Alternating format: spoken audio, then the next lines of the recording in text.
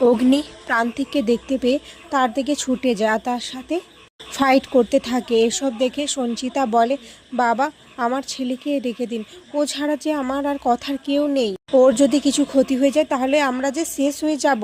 এদিকে কথা রেচাকে ধরে ফেলে। রেচা বলে, আমি কিছু করিনি, কথা আমাকে ছেড়ে দাও।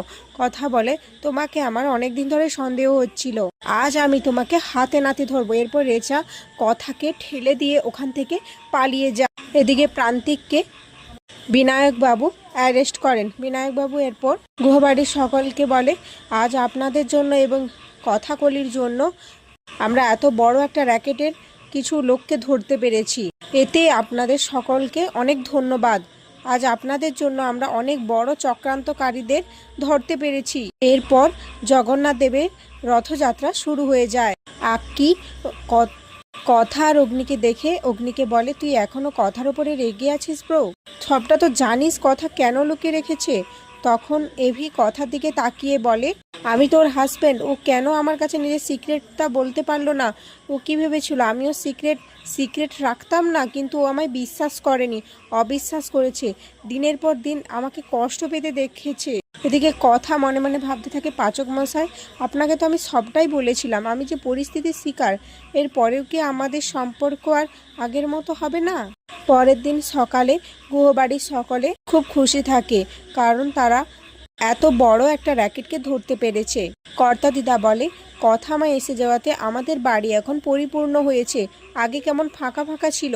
ছোটকা বলে, কথা তুমি কোনো রেসিপি রান্না করবে না? অনেক দিন তোমার হাতের রান্না খাইনি, খুব মিস করেছি গো। কথা বলে, হ্যাঁ আমি একটা নতুন রেসিপি রান্না করব। বিস্ফোরণের পরে আমি যে গ্রামে সুস্থ হয়েছিলাম সেই গ্রামেরই একটা রেসিপি আমি এখন বানাবো, কিন্তু তার আগে আমি পাচক মশাইকে ডেকে নিয়ে আসি। এরপর কথা এভির রুমে চলে যায়, গিয়ে দেখে এভি একটা বালিশ পেতে রেখেছে, যেটা দেখে কথা বলে, আপনি তো এখানে একা ঘুমোবেন, আমার তো এখানে আর জায়গা নেই, তাহলে আপনি কেন আর একটা বালিশ রেখেছেন?